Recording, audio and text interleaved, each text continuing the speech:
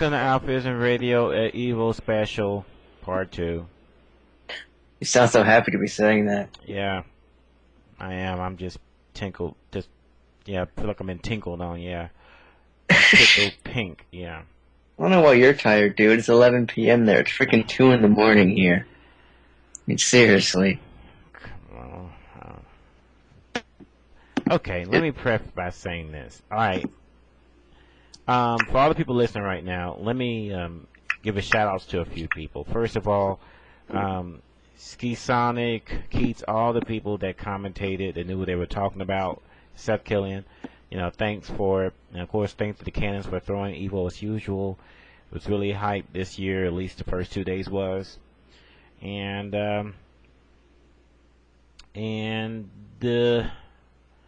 I'm just going to cut to the chase. Okay, I am really salty right now. And I mean, it's bad enough that the person I wanted to win didn't win, but... Well, who'd you want to win?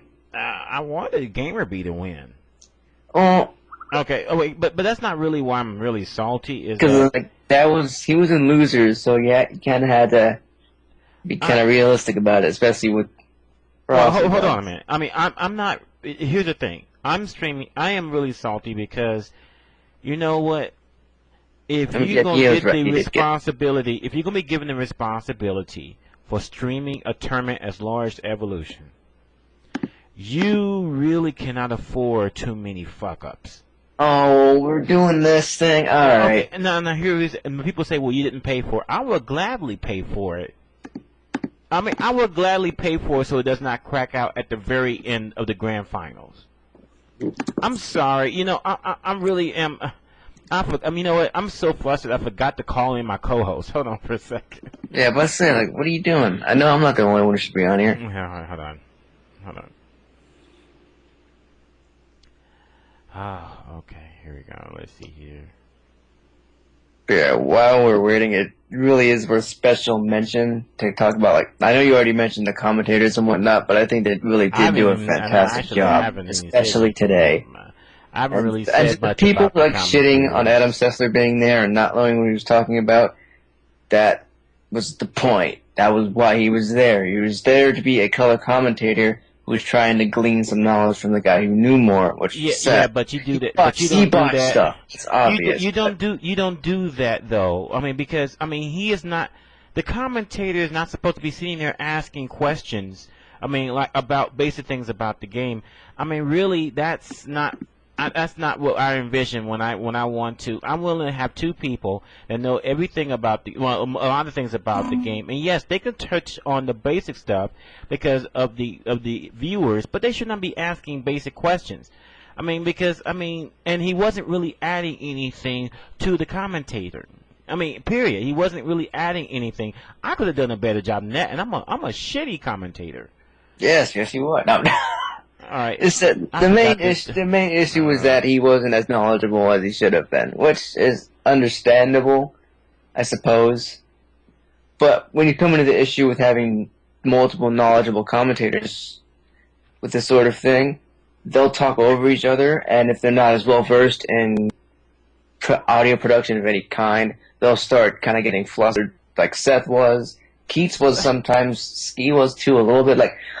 Honestly, the best commentary team was the one for the Women's Invitational, where it's those two and Sherry, because she's knowledgeable enough that she can drop insight, but then you can have them two on the back to pick up stuff that she'd miss, stuff like that. That was a really good commentary team to me. Hold on. The problem is that it wasn't just the fact that he didn't know the game and he didn't offer anything as far as being a commentator. It was also the fact that he was getting stuff bluntly wrong. He was talking about that I'm thinking, what was it? Was it Ricky and Daigo? He just said that they evened up when it really wasn't the case. He got rounds mixed up. He really wasn't getting. He really was not getting even. It's all tied up. So really, it really Don't was edit just that stuff a bad. out. It's more of a TV thing. It was really bad all around. And before anyone says, "Well, you didn't pay for it," I would gladly pay for it if it means, not having stuff crash at the very height of a tournament. I mean, if I can have I can explain exactly what happened since Gambit's here. I can talk about what happened there. It's not really like a manpower issue or like any kind of thing. It's more of a they didn't have a contingency plan in place. Now, Gambit's always he was talking about in Capcom and whatnot about how they should like tether a 4G phone to that as a backup. But the problem with that is if your 4G signal is bad, if it's or if it goes down, that contingency plan is ass. What you're supposed to do in this situation for online streaming, this kind of thing. What they're supposed to do. It's supposed to be done. Period. I mean, this is a little different. Because what the solution is like a $5,000 solution. You have to get a production backpack. I don't care. I mean, when you're streaming a tournament, a world tournament. I mean, really, this really makes Evolution look like it's a cheap show, and I know it's not. I mean, I know that a lot of work and a lot of time and a lot of money goes into this tournament, but I'm sorry. I mean, but Level Up, they dropped the ball on this. They dropped the ball on this, and I mean, I know that people saying I'm being a little bit, I'm being too criticizing, but when you at the tournament, you can't afford fuck ups like that. I'm sorry, you can't afford it. I will pay if it means no fuck ups. Another potential issue that might have happened was when they were sending it out. They were not hosting everything themselves. Like for streams like this, you're supposed to use Flash Media Server, and you're supposed to farm it out yourself, and you're supposed to have a CDN and all that tech shit. I don't care how you do it. Handle it yourself. It's like they say in my job. It's not. I mean, you don't need to be there when the sausage is being made. A lot of people love sausage, but if you saw it being made, you probably wouldn't want to eat it anymore. But still, you don't need to see the sausage being made. All I want is my damn sausage sandwich. That don't sound right, but I mean seriously. But the point is taken that I don't care how they're gonna do it. I don't really care if they have it on a 14.4 baud modem. I really can't. If it works. I mean, this is the second year in the. Well, okay. Vingham made a point. Oh, the only thing we're paying is that expectations go way up. Yes, of course. Exactly. But I mean, seriously.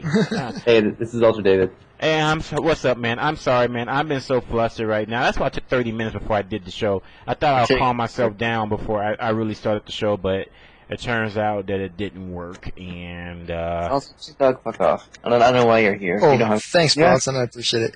You're totally welcome. I don't know what insight you have to offer, but I got it covered. You can go piss off now. Man. Thanks a lot, Bronson. I really appreciate it. You're welcome.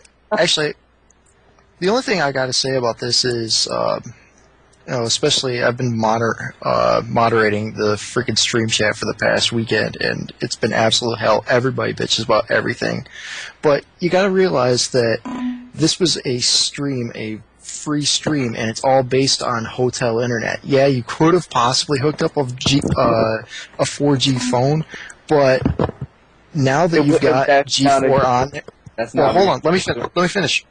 No. Now that you've got G4 actually looking into this, and yeah, Sessler was a little bit annoying, but he was playing the classic color commentator for like old wrestling shows when they don't know anything, where they just interject. But now that that's in there, and now that got a lot of hits, you got like 25,000 hits on Stickam. Stickam, it got like 50,000 viewers total if you combine this. So this only means that it's only going to get better from here on out. Maybe next year we'll actually get a legitimate broadcast. I hope so, on G4, and then we won't have to worry about problems like this. But you know what?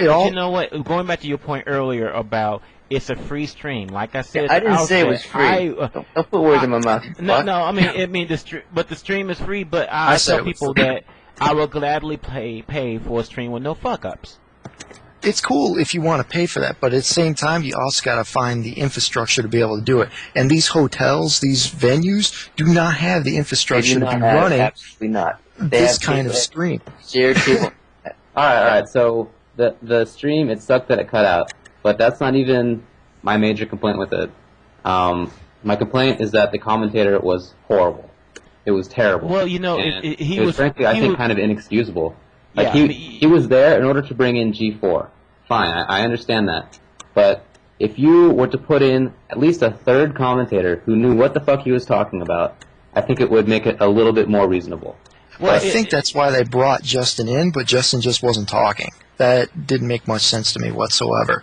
But you had Killian was perfectly decent. That's a great commentator. Yeah, I'm not. Very I'm well not on the Well, this has nothing to do with Seth. And This has nothing to do with I Seth at know all. damn well that he yelled at Adam when he said that the rounds that they were all tied up in terms of rounds. There was like a 3-second silence thing, and what happened? He totally covered his mic and said that that was incorrect, and he was yelling at him for like But 5 here's the seconds. problem, though, is that if Sessler was like had a personality, if he had me laughing off my behind, I can overlook that. There's some people that bring in the personality, not the knowledge, and that's fine. But he had neither. Yeah, it was neither. It was neither was- substance nor hype. I mean, it was just. It was complete. It was completely worthless.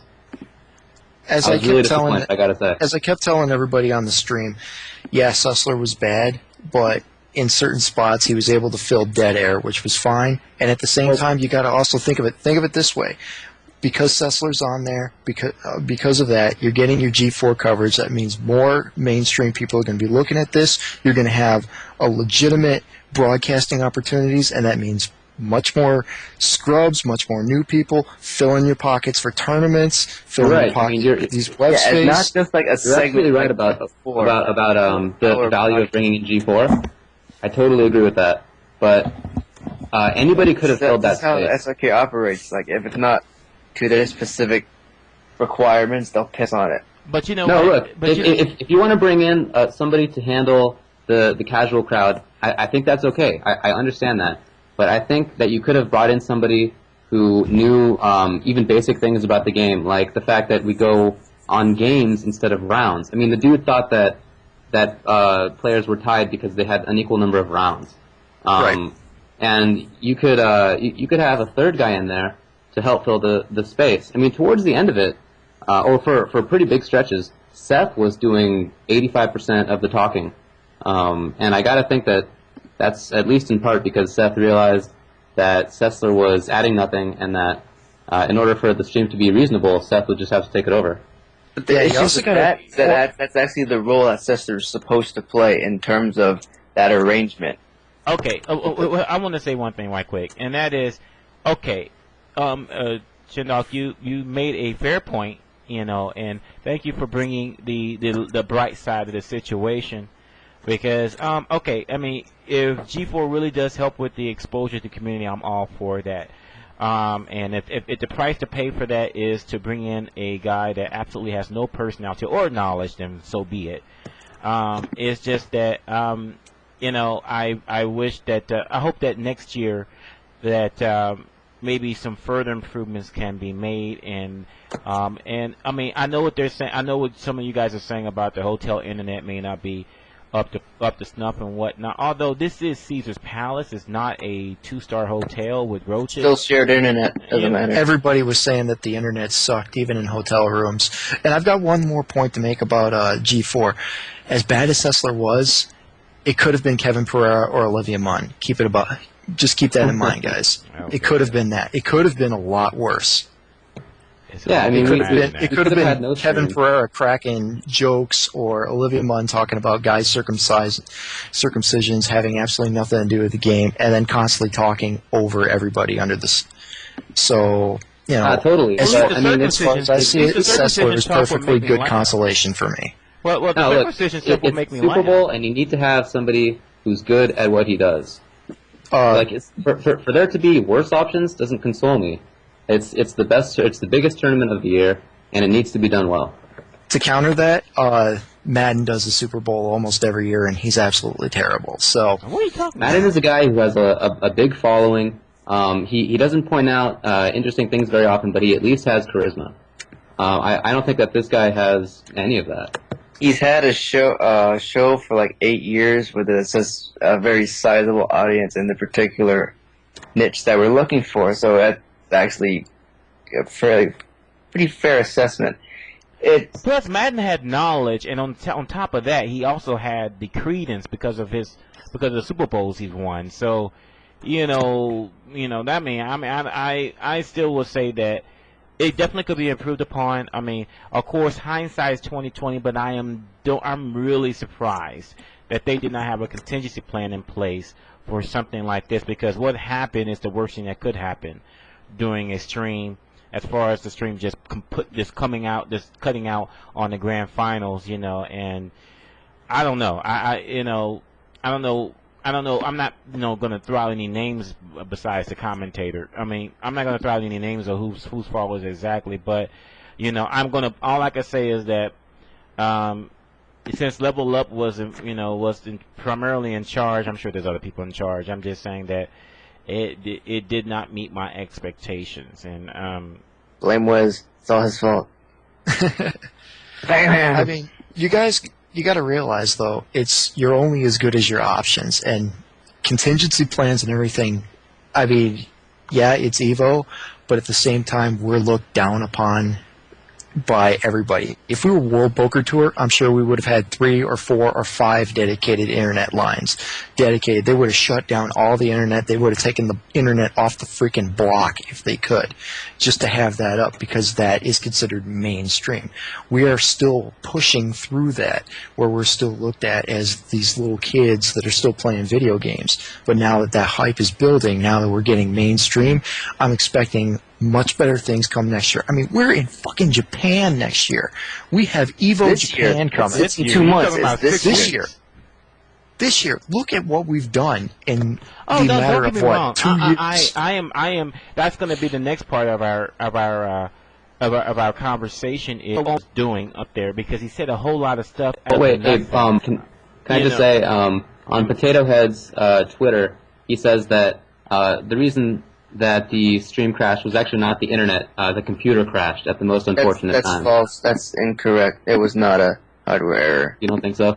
No. They were up too quickly for it to be a hardware error. I mean, a few times that I've seen the stream, they have actually had computer problems. But I'm not sure if it's the same deal. Basically, what they're saying is that someone else didn't fuck up. We fucked up entirely. Yeah, because that's what I was about to say. Because if you're saying that the computer messed up, then that's something within their means of control. So right. Then, I have to put up on level up. I mean, now I'm wondering, because I've been watching Spooky stream, for the past few months, and he has impressed me at the number of videos he's been at, and I was and when I thought that he should have gotten a nod, to do Evolution, because I know that as far as Spooky's not nearly as, I should say, well connected as Level Up is. So doesn't Level Up have Valle in them? Yes. Man, I don't know, man. I really don't want to, I don't really want to go hardcore on the people that make up the Level Up staff, or Potato Head and all of them, but it disappointed me. I'm just disappointed. That's all. Right. As far as their role, I'm just disappointed. Yeah, if their hardware crashes running a 640 by 360 stream, I don't want them to do any video productions for me ever. That's bad. At minimum, you should be using at least a MacBook Pro, or just in general a Mac Pro. So you have that. I've actually seen the hardware they use, and it's actually pretty heavy stuff. So I don't buy it. I don't buy that. I think that's AJ just trying to take responsibility for it. Despite things being out of his hands, because that's the type of guy that AJ is. If it was an internet error, then why would he just say, actually the internet messed up, and that might seem like damage. Because that's not AJ. Like you do, damage you don't. Well, don't get me. I have the most. This has nothing to do with AJ personally. But I'm saying though is, don't take the blame for something that is totally out of your control. You apologize for. In my job, I do this all the time because I work for a major bank. Where decisions are made by people in suits that you never see. But I don't take responsibility for what they put out there. I mean, I'm so sorry about this, but this is the way it was, and so forth and so on. Because I don't think if AJ is lying about it, I don't think that's really necessary. I think that he has enough reputation with the community where he can say, hey, this is what happened, and so forth and so on, and he doesn't need to go that route. At the same time, AJ is that kind of guy, though. He is the guy who feels like shit when something goes wrong, and he takes responsibility for it, regardless of what happens. You can take responsibility for it, that is but true. you don't need to. But he does. Yeah, but That's it doesn't what help he him any. does. It doesn't help him any at all. It doesn't. And I'm one of those people where I don't know. I mean, I take responsibility all the time for stuff, even though it's not my fault. But I would definitely not lie about it if it's something that's totally out of my control. I mean, I will still take responsibility and apologize for it, and I expect to take the heat for it. But definitely don't lie about it. I mean, if it truly was the internet, say it's the internet. Because if you don't, then then the problem doesn't get addressed. In my opinion, and people should know what happened. If it turns out it's the hotel, it could also be just a joint problem where something might have happened, like the internet goes down, and then he sees something and he assumes that it was his fault. It could be something like that. It could be. We don't know because we're not level up. It could have been one of those bad photographers that stepped on the wires. Maybe that's what happened. It could be another thing. I mean, seriously, that's all true. I mean, I'm not disputing that at all. It could be a million things and we have no idea because, of course, we're not part of the level up group. So and that's why I think that the disappointing part of tonight was not necessarily the stream itself. Again, as you guys said, we don't know exactly what happened. I think the disappointing part was the commentary. Well, yeah. I mean, I just hope that whatever the issue was, that it will be addressed.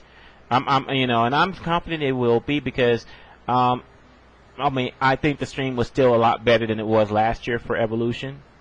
And absolutely, it was leaps and bounds over what it was last year. So even though because there was a lot more issues with the stream on a consistent basis last year, freeze ups. Just came out. Yeah. Next year I just hope it was better. But mind you, take what I say with a grain of salt. I'm really salty about several things. Because I'm just like that. I'm salty because I wanted GamerBee to win. Ben, you're fucking up here. GamerBee. Oh, alright, hang on. Burn out. The Tekken commentators were the most biased pieces of shit in the entire world, and they made me turn off Tekken. They were incredibly biased, but they were incredibly knowledgeable, and they were pretty tough. Yeah, it does not matter. I actually gank other people because you have a disagreement with them. You're a commentator. Yeah. Shut the fuck up. And take what is personal. Let's be totally honest, though. That's the Tekken community. Unfortunately, and that's why the Tekken community remains small. Let's be honest. Ours was good. I did. Sorry. Actually, the commentary. Yeah. Well, I was just gonna say, I didn't watch Tekken at all. All I had on was the stream in the background, and I was doing something else because I just liked listening to Eris and the other guys. I thought that Eris is brilliant. I mean, I thought he was a great commentator. I always liked him. He's a great commentator because he knows the game and he has a personality on top of it. Exactly. And that adds up to a really, really good commentator. Here's the thing I've noticed over the past 3 days while moderating stream chat. People were bitching up a storm about James Chen and Keats, and then as soon as Sessler and Killian get on, they're like, we want James Chen and Keats. So people are That's not... Cool. Keats that's a personal issue because Keats is a terrible human being, so I can see why they would want him off of the stream. Keats is a good friend of mine, so James Chen's dropping the knowledge. Really, you can say all you want about a high-pitched voice and all, but I mean, he has the knowledge, though. Every time I listen to James Chen's commentary, I always learn something new. You know what? James Chen reminds me of, I'll go back to pro wrestling, he reminds me of Joey Styles. He's very knowledgeable of what he talks. When he gets excited, his voice goes really high-pitched. He's the Asian Joey Styles. I didn't watch wrestling, so I can't comment. I do. It fits. It fits quite well.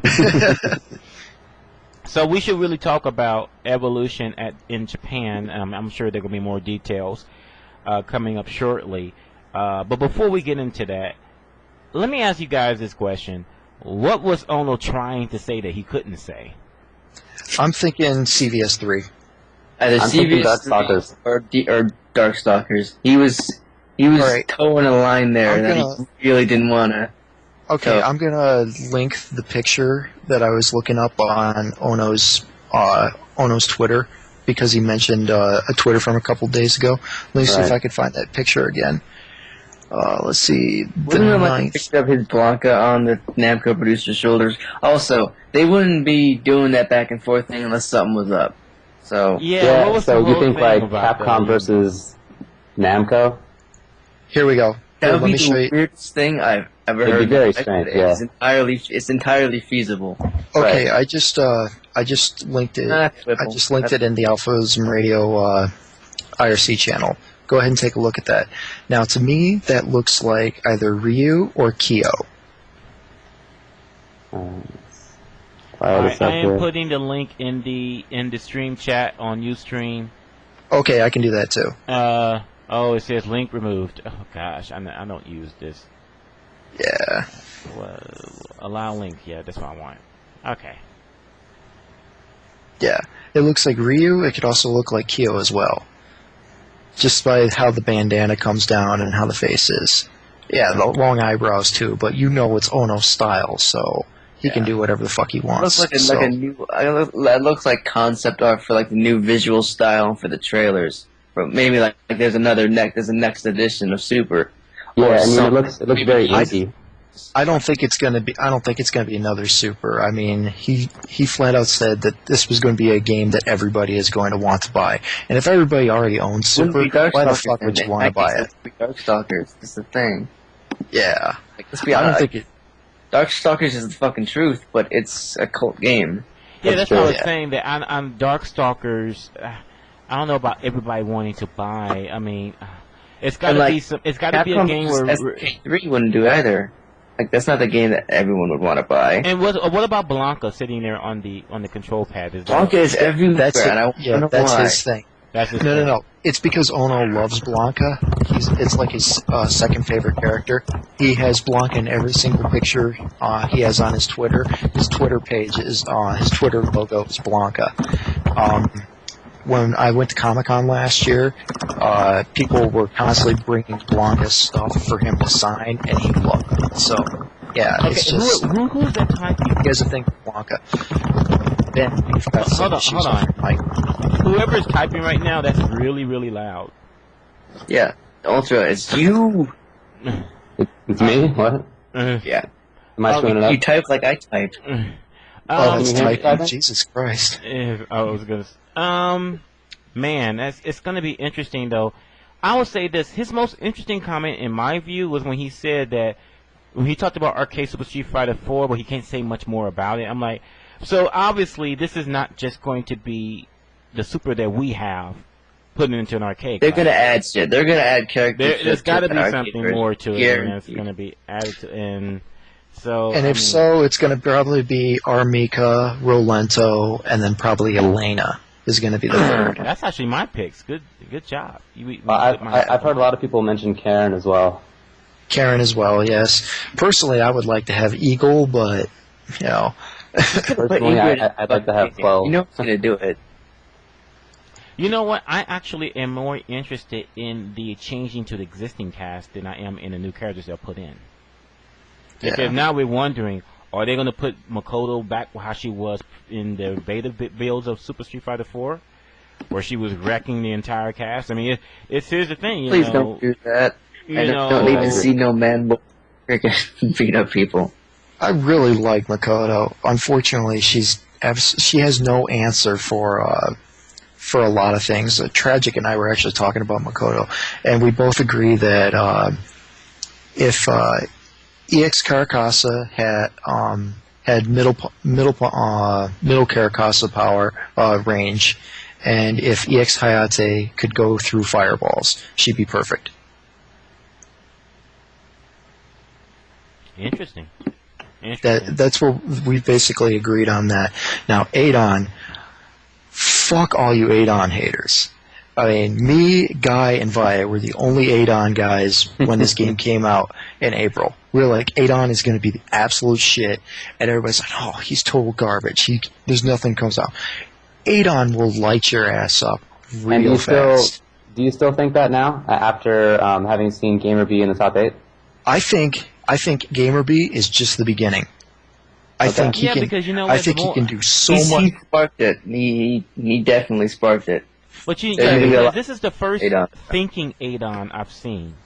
Like he was actually, because at first I thought that he was being a little bit reckless with the way that he put out his DP like that, but he was not being reckless. He was reading people. He was reading people, and nothing come out more than that in his match against Mike Ross when he did that.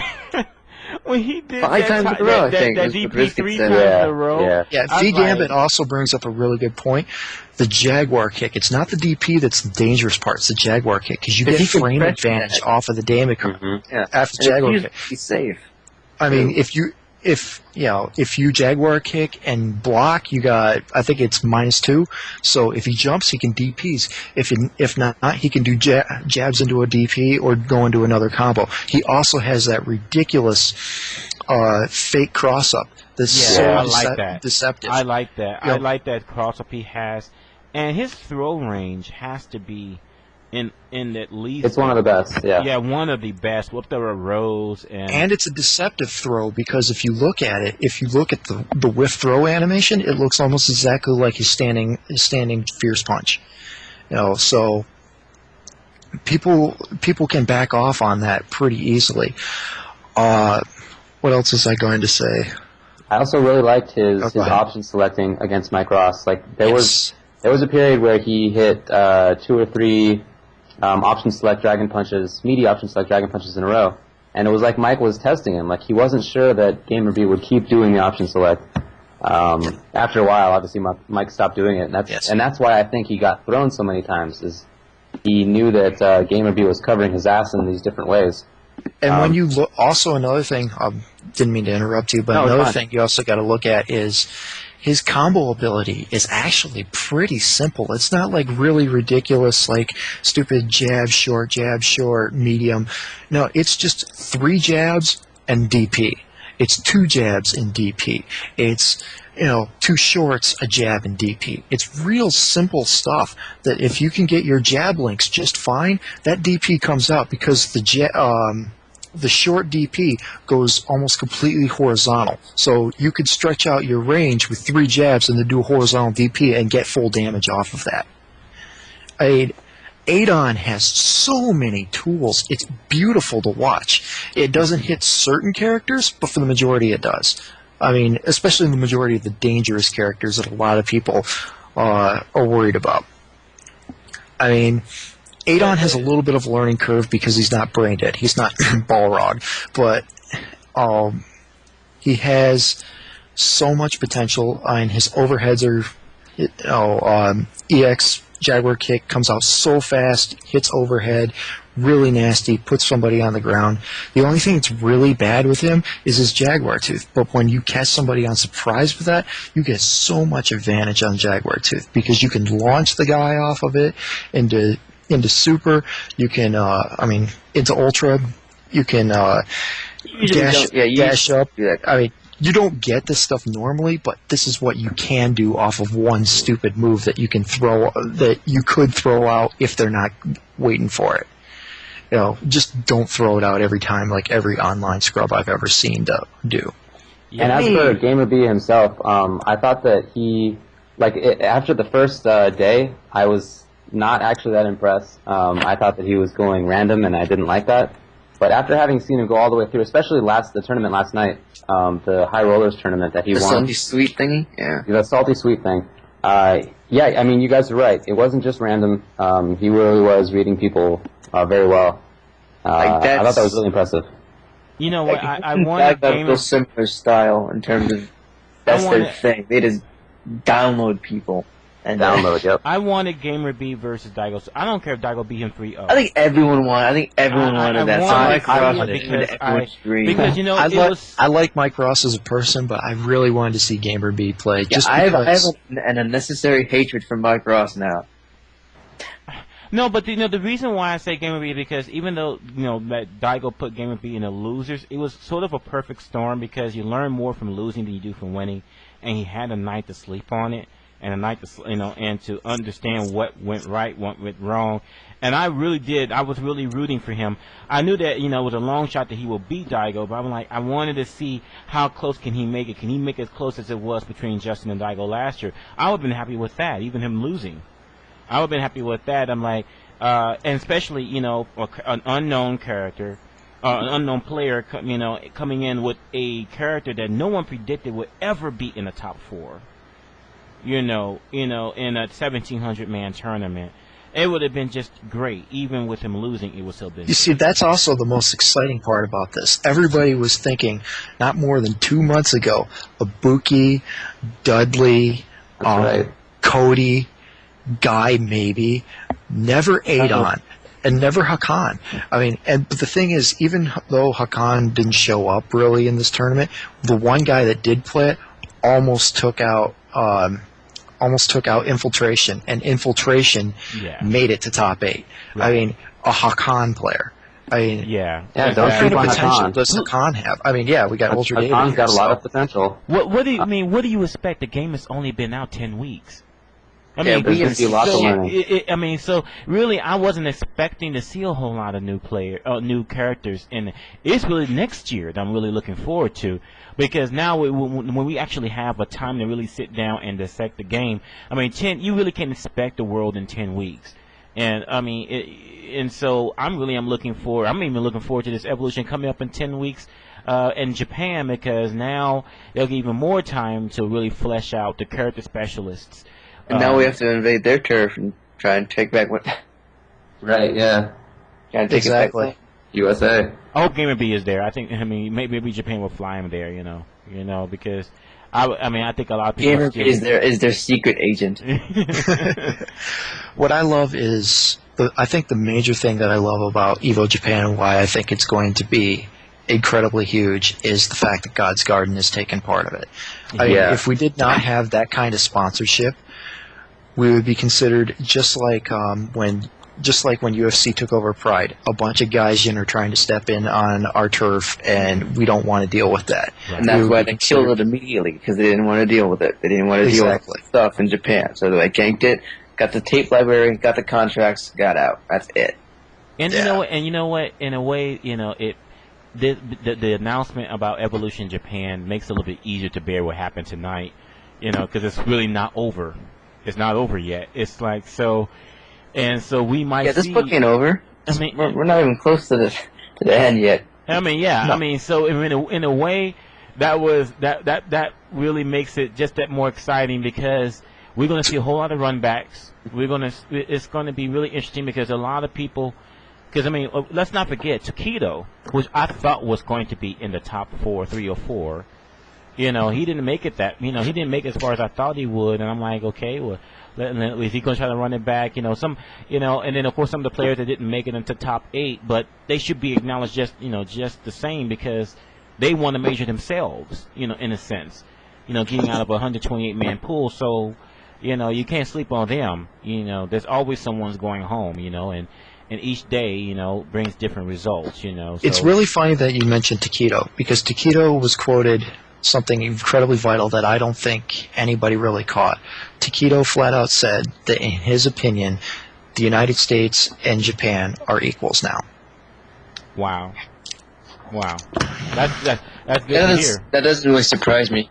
Yeah, it doesn't me neither. surprise me either, but the fact is that I don't feel that us as an American community feel that we are equal to Japan yet. We constantly look at the quote-unquote gods. We look at Daigo, we look at Mago, we look at all of them and think they are infinitely better than us.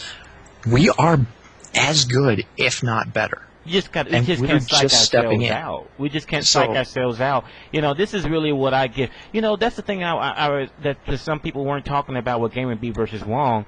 GamerBee probably has no idea who Justin Wong is, other than, he almost won Street Fighter 4 last year. But he didn't really buy into the hype that comes in. He didn't give Justin a shit. Wong. He just didn't care, and it showed in his play. He was not timid at all in his play. He went after it, and, and Justin got flustered, which is, of course, rare to see, because I don't see Justin get flustered versus anyone except Daigo, in recent memory. So, and I'm glad, because, don't get me wrong, Justin Wong is still a great player. Let's not, come on now, don't think that this is the end for Justin. But I really want people to, that the players stop psyching themselves out when they play someone of Justin's caliber or Daigo's caliber and think, oh man, I'm never, because, you already conceded yourself that you're not going to win. So, because now I'm hoping that the American players will take a look at that and go, wait a minute, he's human just like the rest of us are. He can make mistakes, he can make bad guesses, and he can even throw out random ultras that had no chance of hitting. Yeah. Justin? Oh yeah, he fucked that shit up a lot. Yeah. He played he put himself in that position. Those two bad ultras put him in the position to lose. It wasn't just the bad ultras, it was the fact that he was also doing EX Messiah on Wake Up, burning his meter every single time because he didn't know what the fuck was coming. I mean, it's true, he played like a true online scrub in that match. It was just mind-blowing. But something V Gambit mentioned in the chat, that our community is ass because we got guys like Game fucking it up. We need to just remain strong and centralized in community. And that means follow the guys who have been there. Follow your Midwest Championships. Follow your final rounds. Follow ECT, who's just recently come in but has established that. I'm not a fan of established quote-unquote gaming companies or pro gaming companies stepping into the fighting game community. Yeah, UltraDavid was talking about that last night. Evil Geniuses is fine to a degree because they are just letting them do it. And to be quite honest, real talk, for people who know me, Marn and I have not gotten along for the longest time. All because of TVC and everything else. He and I have made some really nasty remarks towards each other. Since he's joined Evil Geniuses, he's cleaned up, he has shown a lot more humility, and he's overall become a much better person. I think he's become a better player because of it as well. And for that, I have to respect him. I kind of like him now, actually, because he's a better person. He and I haven't talked because he can't fuck about and do stupid ass shit. Well, that's what he needed, though. I mean, let's be honest. He's younger than all of us. He was the mouthy little kid that never could be beat, and now he's gotten a little shook up, and he's got pressure on him, constant pressure on him. Back then, it was like, fuck it, I'm just here to make money. Now he has people having expectations on him. I'm sorry, Ben, go ahead. No, I was just going to say the EG must be pretty happy right now because, they won 2 tournaments, and Ricky took second in the biggest one of all, so, they did a real nice move about grabbing Rick. Didn't they grab him like 2 days before? They grabbed him 2 days before, and, found out about that not more than like a couple hours before EVO. But, good move, guys. But I don't have a problem with guys like with EG when they want to have a hands-off application, like get your players, but don't try and fuck with the community. It's guys like MLG that I worry about. And fun fact, actually, with the pot of, if you combine the pot of EVO this year with the pot of Midwest Championships, say via one EVO in Midwest, it would have been making more than the Tekken guys would have made at the entire MLG circuit. So like all 6 or 8 tournaments compared to 2. And I know guys like Wheat and Slash are constantly pumping MLG and pro sports, but we have done pretty well on our own, and I think we can do even better on our own. Look at the connections we've made. We've made international connections. I mean, MLG is not on G4, and MLG is a major corporation that just does this to pump out cash. EVO is on G4, and EVO is just a bunch of guys that got together and put this together. There's a couple things to counter that, though. MLG had a USA show and a G4 show that they canceled because they didn't like the way it was going. So they're not on G4 in terms of monetary stuff. Like, they didn't like how much money they were getting, that kind True. of shit. Okay. They had that corporate issue. And also, they focus on entirely different genre of game. Like, they have Tekken, they had Brawl, and they were trying to get into fighters and that kind of thing. But it's like a half-assed kind of attempt. And they mostly focus on like first-person shooters and that kind of stuff. That's what most pro sports usually are. It's like first-person shooters or sports games like FIFA and that kind of thing. And that's my worry. I mean, that's my worry with things like MLG and whatnot. They focused on those, and they see that fighting games are starting to become popular again. And now guys that don't know what the fuck they're doing are trying to, quote-unquote, muscle their way in. I don't know how the game thing went down. I talked to Manny. Who was this? Who are you talking about? Game was that canceled tournament in Florida that was run by the GPX guys. And, you know, one person says one thing, one person says another. I'm not getting into it. I don't know what went down.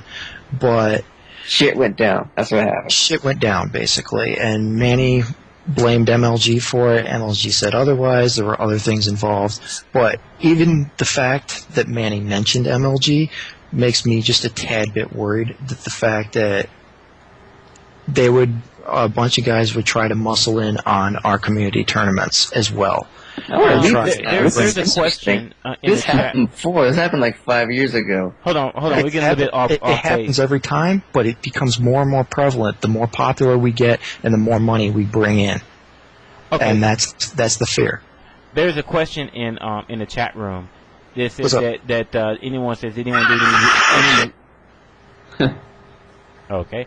Did anyone do any research on GamerBee? Is because he plays Japan pros all the time. Actually, today before the finals, I looked up GamerBee, and you're correct. I went and I watched him perfect Magos Fei Long with Adon, and that wasn't even close. That was just and I just see him running through, and basically he played just like he did at Evolution. You know, looking back at what GamerBee did up to the point that he lost. Man, he really ran through a lot of folks. I mean, the thing that really cemented GamerBee's talent to me is I was watching the Salty Sweet tournament last night and the money matches before that. Oh, yeah, he had a first to five with Arturo Sanchez, and Arturo threw everything at him with Sim. I think he had Seth as well. And Rose. He tried Rose. He mostly threw used everything. Seth Rose. He lost the first set, and Arturo was mad and asked to run it back, and he lost the second set again. I mean, he beat Arturo, everything Arturo threw at him twice. I mean, that alone proves that he should belong amongst the top elite with us. Right, and Art said that but in our community. You know, he noticed the same thing we were talking about earlier. That he's great at reading people, he's great at adapting, and he can figure out very quickly what he needs to do to take advantage of whatever your weaknesses are. Yes. I thought that against Art, I think he could see that Art wasn't very familiar with the matchup, and he did quite a few things that I know are not safe, but that were working consistently. And I thought that was a really good job on his part to not necessarily play in the safest way, but in the way that was most effective in that against that particular player. Right. Also, I think because Jaehoon mentioned it, I think we should give props and respect to Shiza.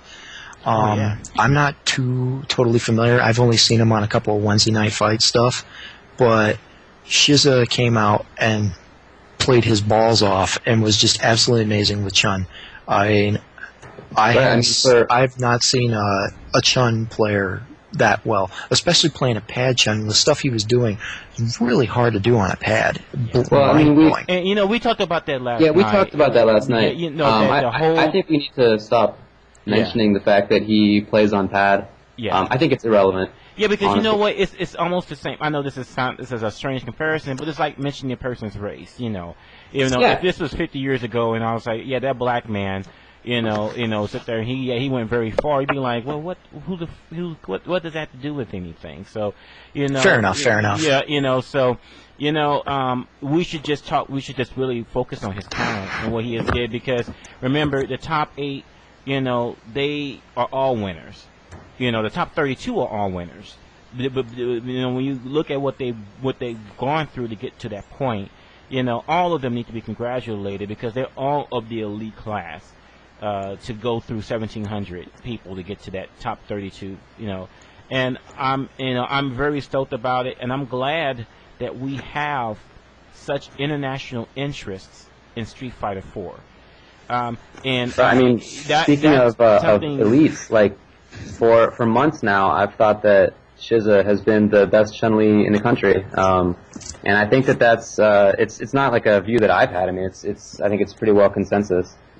He's been winning tournaments out here, even against longtime pros like Valle and Edma and Kino, Mike Ross, and I frankly was not surprised that he made top 8.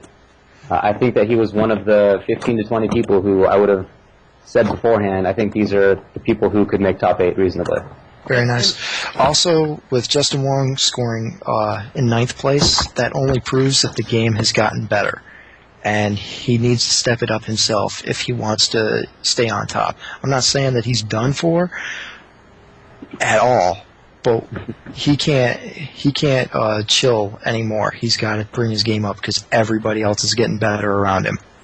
Right. Somebody in the stream chat and the IRC chat mentioned that he has said that he's the laziest pro gamer, or top player rather.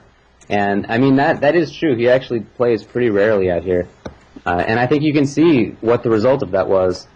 He ran into a Zangief player who plays Zangief way better than any other American has, and he ran into a player who uses a character in Adon who he has not had great experience against. And I think that if you were grinding it out more, maybe he would have.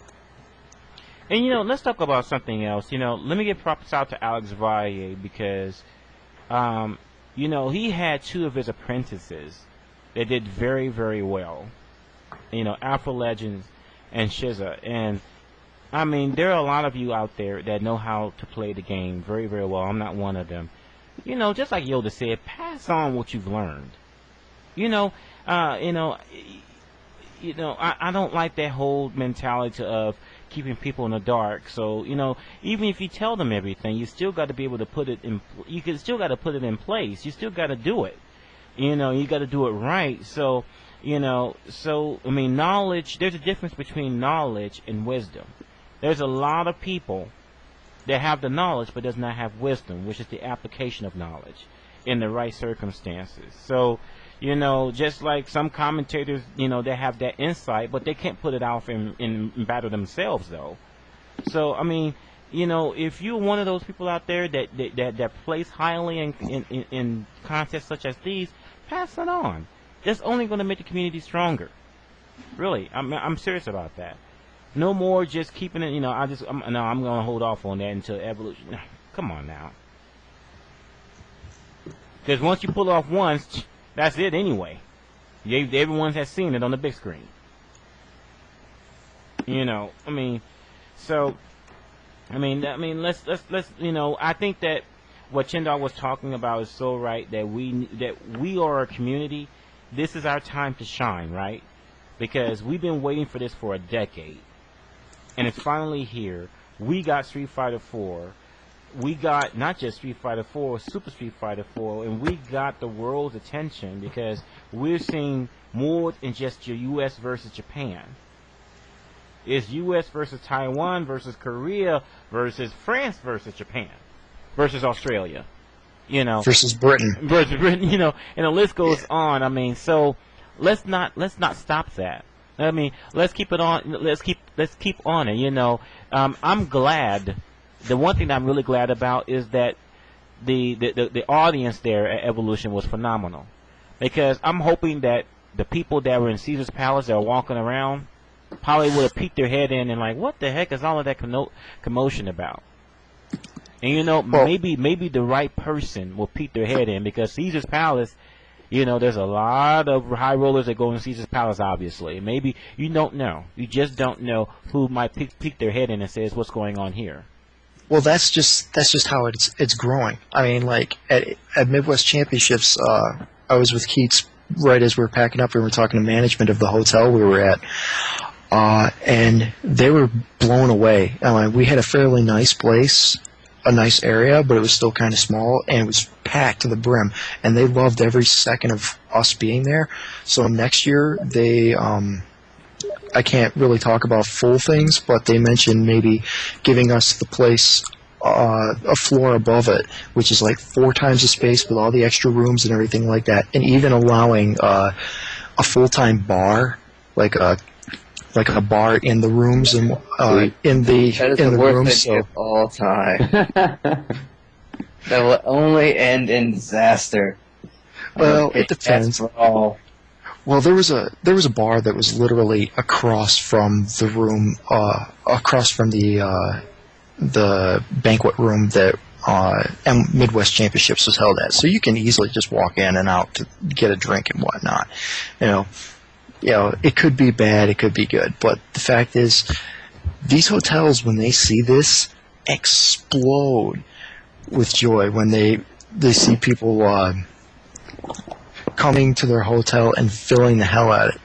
Yeah, management at Midwest actually loved you guys despite all of the bitching and complaining at the time, because they saw how many rooms you filled, they saw the place wasn't totally destroyed, and they saw the business and interest you were bringing up. People who were there for weddings and whatnot were walking in to see it. I mean, as Ben was saying, you know, you never know who walks in. And maybe this thing gets big enough, yeah, you could have Obama walking in. He was there. You could have had Shaq or Mosley walking in. Or you could have the CEO of NBC walk in there. You know, you know, you just don't know what, you know, Caesar's Palace, I mean, you talk to any exec in a major Fortune 500 company, they'll probably tell you they've been there, you know, because they have presidential suites. So like the Bellagio has presidential and chairman suites where only the Fortune 500 CEOs and brass actually. Caesars is pretty hefty. Yeah, I'm surprised it got that, to be honest with you. Caesars is where major boxing events are held. Well, were held. Now, what's next? What was that?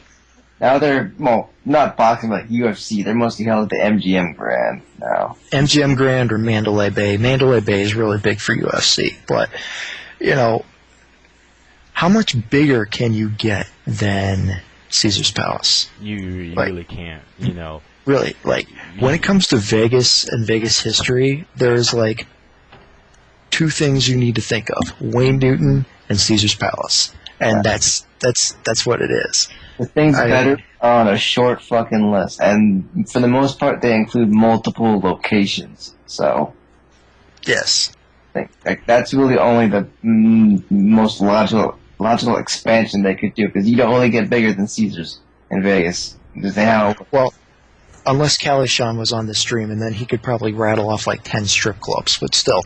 Like, yeah, all these places, yeah. I think that you know what my dream is? My dream is that, in a sense, that the fighting game community will be like poker, in a sense that everyone would know who GamerBee is and who Daigo is and Justin Wong, and they'd be like, so who you betting on, you know? And they probably don't even know anything about the game, just like most people who watch poker don't know intimately. They know basic things, but not how the game truly works. But they'll know when you start bringing betting in, I get bad flashbacks of Marvel 2. So please don't like. But you know, overhype betting. It's hype, but you know what? In a way, we sort of kind of owe Marvel 2 because the hype that it created, you know, really kind of spread into other games, and you know. Oh, very true. Like Marvel 2 has good and bad. I mean, if you want the bad, go to the Marvel 3 forums. I will point to specific spots. If you want good, though, we've got no other game could be that hype, ever. It's the perfect game to settle a grudge. That's what's one thing about Marvel. You can say everything about the game being unbalanced and all of that, which I agree. But ain't nothing nothing settles a grudge. Nothing just put the dagger straight into your gut like getting snapped out, getting double snapped out, and losing, character right there on the spot, and get perfected like Dark Prince did a couple of years ago. I mean, all of that was just. I mean, that was just. You can't script stuff like that. You can't script stuff like that. And I hopefully, I hope that the Daigo Perry Evil Moment number 34. I hope that that's only the beginning. I hope more people know about Evil Moment number 47, 48, 49, and 50. I hope that really. I wish the success to the canons as far as what they're doing, because they are doing it for the love of the community. Because frankly, if they wanted to try to make some money off of it, if they wanted to be, so that's like Yoda said, if they want to take the easy path, they would have been just go on the wayside, because it just wasn't time yet. It's not a time to start asking people to pay to watch this, but. They stuck it out. They put their own money and their own time and sweat into it, and I do appreciate them doing that, because we need more people like them. We need more people like Shin Blanca, who, by the way, he got recognized today. He's all. I mean, Final Round is also having a Japanese. How would you say it? Contingent. So really, they're stealing the idea from Shin Blanca. They're stealing his style.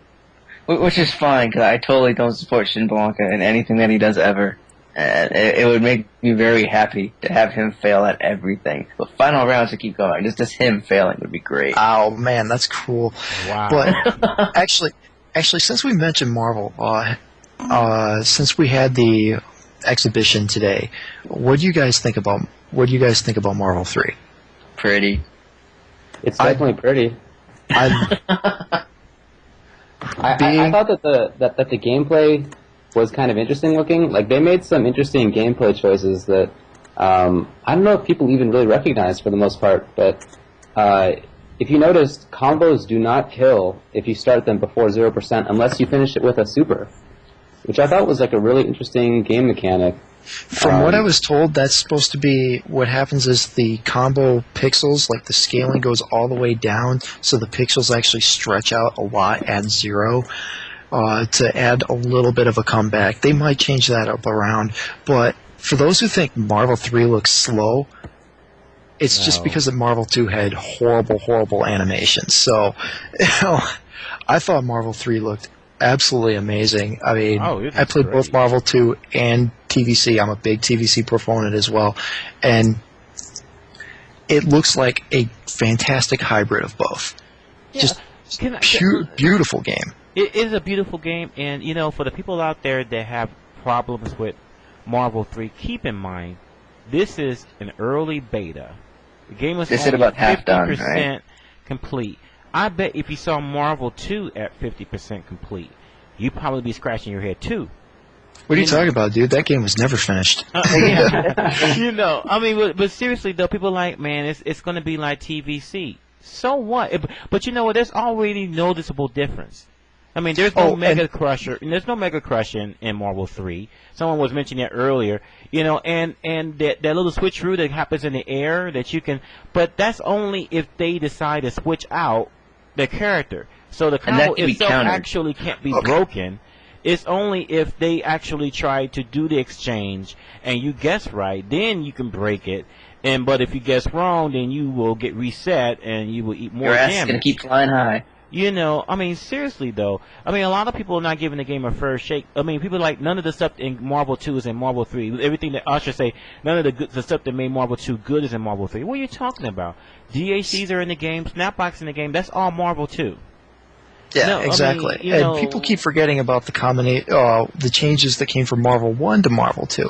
But because you mentioned TVC, I just want to say, if you saw KB's versus Marn, both of their games, and did not think the TVC was a cool or hype game after that, you could fuck off and die, because that was the best shit this whole fucking tournament. I do not care. That was beautiful. Yeah, I don't know anything about the game at all, but I thought that was pretty fun looking. Marn freaking brought it. Marn got... Yeah, that was great. Yeah, I mean, all Marn the almost haters... fell victim to that comeback trail thing, but he hunkered down, finished that shit. I really wish that, what was the name of the guy who Marn was playing against? KB's? K-Beast. K-Beast. Yeah, I really wish had stuck with his team. Like, it was noticeable when he went away from his team as well. So I wish that he had stuck with it. But he was feeling like he had like the Bruce Leroy glow going when he had Yatterman 2 out. Like, everything was working with him. Cool. It was just amazing. Yeah, speaking of not using the characters you're supposed to, hey Keats, Ski, what the fuck? I mean, you know you want to seriously, we're waiting for you to troll him, and you do nothing, and you disappoint me. And not only do you disappoint me, you lose. Come on. Can I actually make one observation about Marvel 3 that someone, I don't know if anyone noticed it, but between the two builds that we've seen, the one at E3 and the one at Evolution, did you notice that Iron Man was doing the triangle jumps with the kicks? Yes. Because I saw that. Done that also, Iron Man has fly on fly. Right. I saw that. He's like. He also has an anti-air proton cannon. Yeah. I mean, seriously, he's like the perfect combination between, like, Sentinel, Magneto, and classic Iron Man. It's like all three of them put together. Even a little bit of Storm as well. I mean, he's literally like 5 Marvel 2 characters put into one. He's so fast. He's got 8-way direction. You know, his smart bomb actually bounces off the ground, so you can actually be blown off on top of that. I mean, he's got anti-air proton cannon. Ryu's got anti too. I think about it. He's got anti-air super Hadouken, so he might be pretty much adding that for everyone. It might be a universal thing. The aimable Shinku with Ryu was really interesting. It blew my mind. I was like, oh my god. I kind of want to see more characters with in-air dash, because I felt that Ryu especially looked really like stuck compared to Iron Man and Morgan, who were just all over the fucking place. I mean, really, do you want to have that issue where characters who don't have an air dash are at such a great disadvantage in mobility and in just being able to play? I mean, guys like Chris and even Captain America are able to deal with not having an air dash because they have tools to get around it. Have it? Except for Hulk, if memory serves. I think there was like. Well, actually, I heard that in this build that nobody had it except for a few characters. Yes, nobody had it except for a few characters. That's what I was. I know Dante had it. Iron Man has it because he has 8-way dash. Morgan has it. I don't know if Morgan has 8-way dash or not. I don't remember. That's one of the things that I guess they're tweaking in between builds. Yeah, well, the main thing, the reason why they're doing that is because all the Marvel 2 guys actively and angrily just shit all over the E3 build. So they wanted to try and make it closer to Marvel 2 to kind of gauge the opinion. I think it's going to be somewhere in between what you saw at E3 and what you saw at EVO. I think that's how that's going to lie down. And the best part is, we only seen 10 characters. We don't know how many characters is going to. We still have at least 2/3 to maybe even 2/5 of the cast left. Okay, really, 2/3 to maybe even 3/5 of the cast left. Yeah, I really think that 30 is the initial cast when the game is first released. You can bet you're behind. They're going to be downloadable character packs.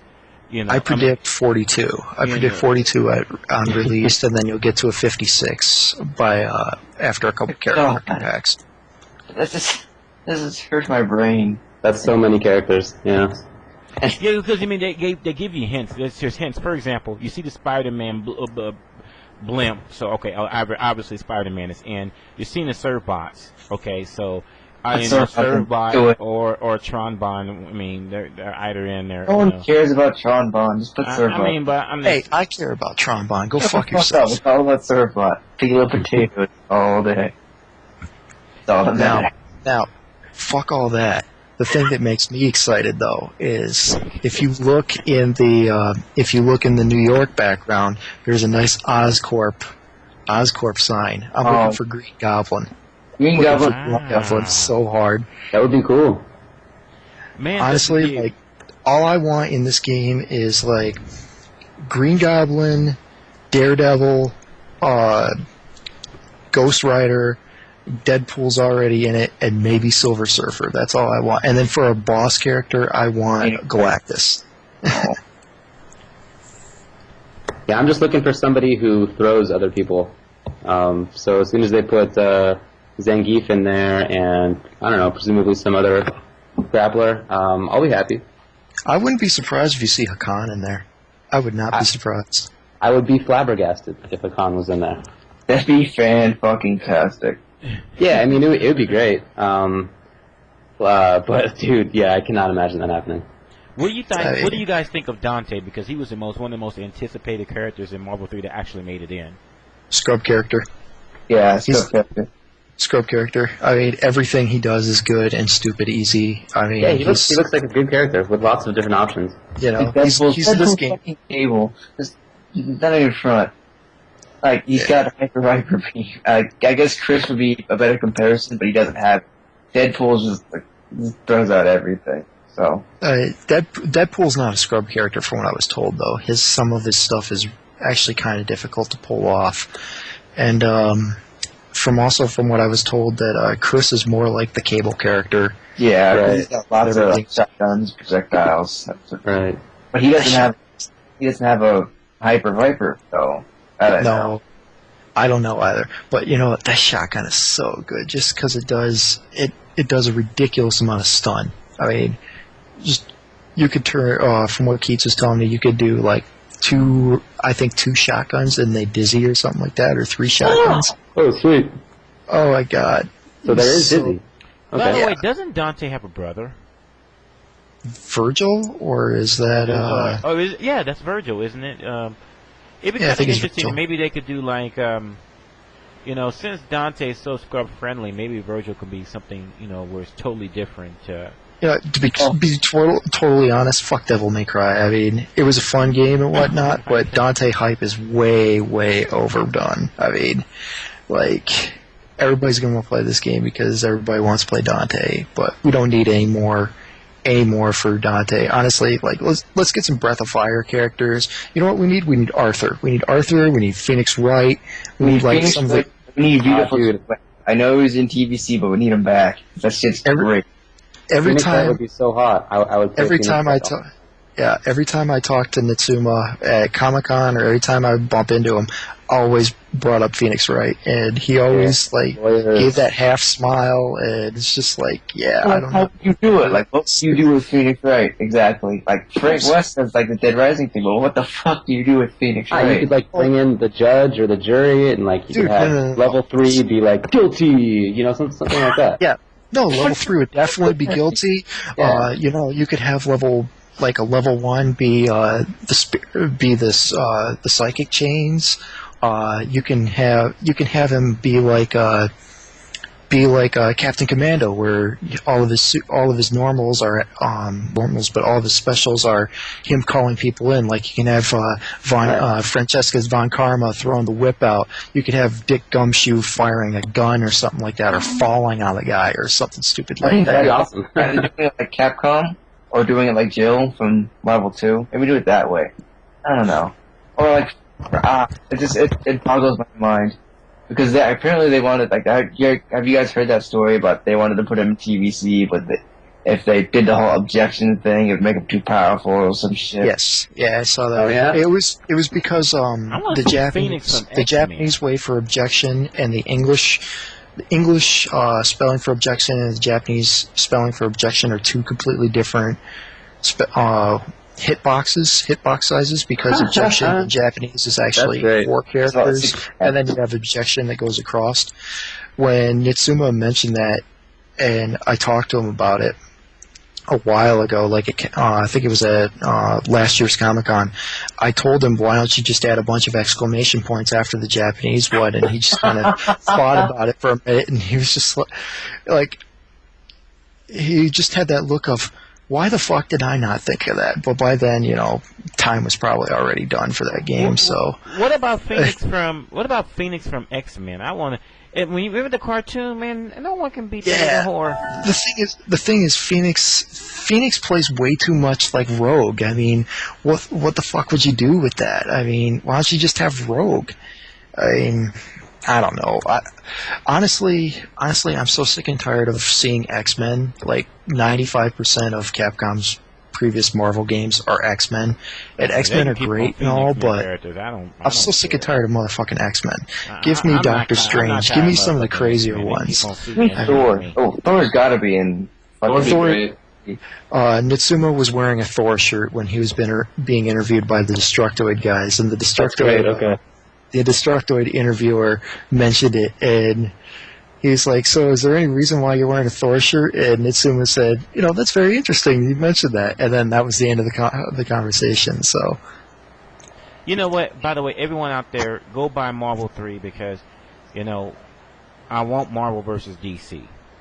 All right, I mean, it's something that's been a pipe dream, but so was Marvel 3 at one time, and so was. That's never going to happen because Warner Brothers bought Midway, and Midway makes Mortal Kombat, so Warner Brothers is now making Mortal Kombat, so you're going to see future Mortal Kombat versus DC Universe games. Because that shit was ungodly bad. Actually, I don't know, because they took Mortal Kombat back to basics, kinda. I don't know if they'll keep doing that. Because Midway's dead, isn't it? You know what they did? They looked at Street Fighter 4 and Super Street Fighter 4 and went, let's just copy that. I mean, Mortal Kombat 9, from what I heard, is good, but at the same time, it's got EX moves. The Bone Breaker moves is nothing but supers.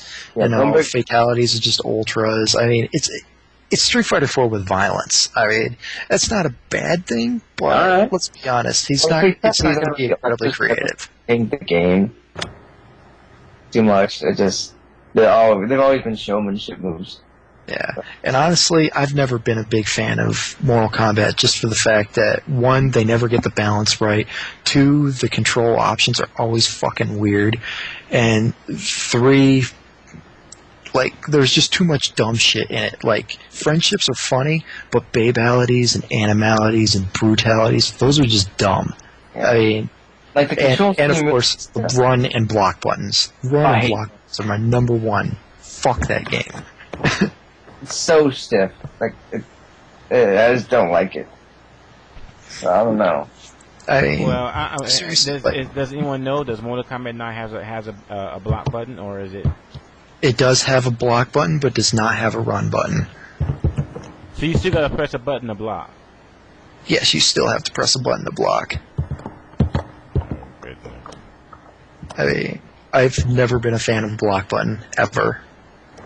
Never been a fan of block button. I mean, I don't know. As long as they get something Mortal Kombat movie, we'll be all good. Yeah. The real life movie looked amazing. I mean, I really hope they greenlight that, because that was just, first of all, it's Michael Jai White, and how the fuck can you go wrong with Michael Jai White against Jax? Yeah. I mean, seriously. I mean, secondly, you have Jerry Ryan as Sonya Blade, which doesn't make much sense to me because she's almost 40 now, but... It'd be better if the chick who was in the first movie who couldn't fight and almost ruined the movie.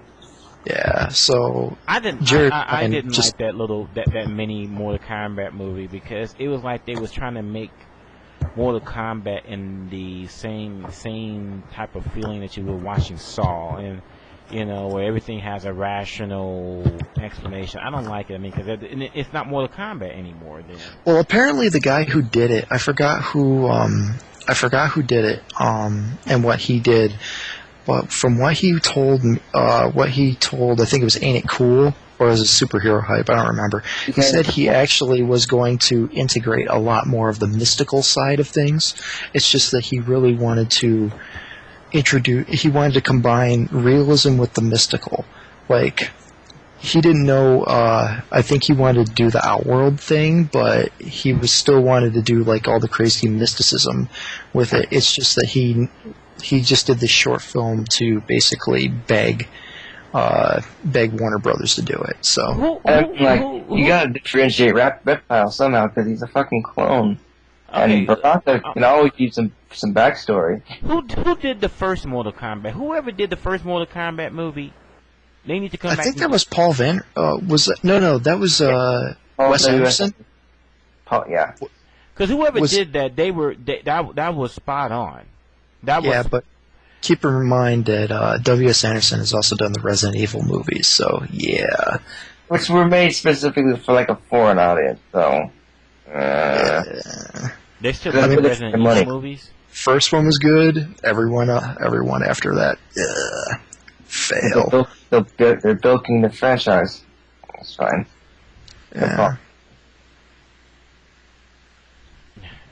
Actually, let me see if I can look that up real quick. Yeah, first one is the best video game movie of all time until Prince of Persia, but for a while there was the king.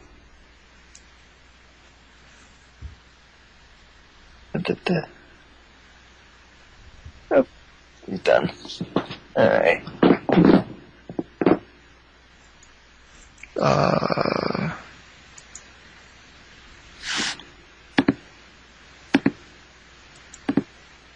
Best video game movie hasn't happened yet. I call Tron or The Last Starfighter as the best video game movie. Tron doesn't count. That's cheating. Yeah. Well, first of all, Tron's the greatest thing on Earth, so fuck that. Secondly, I'm gonna. Okay, you can call me a fanboy if you want to. Go ahead and lobby the insults now. But Final Fantasy VII Advent Children, I love that movie. Well, that was made specifically for fans of the movie, so that did exactly what it was supposed to do. Okay. It was pretty. Here's the problem. Here's the problem with Final Fantasy VII Advent Children. It had a great story until the last 15 minutes where they were like, you know what? Fuck this story. Let's just bring the fucking airship, bring everybody back, and then bring Sephiroth back, which made no fucking sense whatsoever.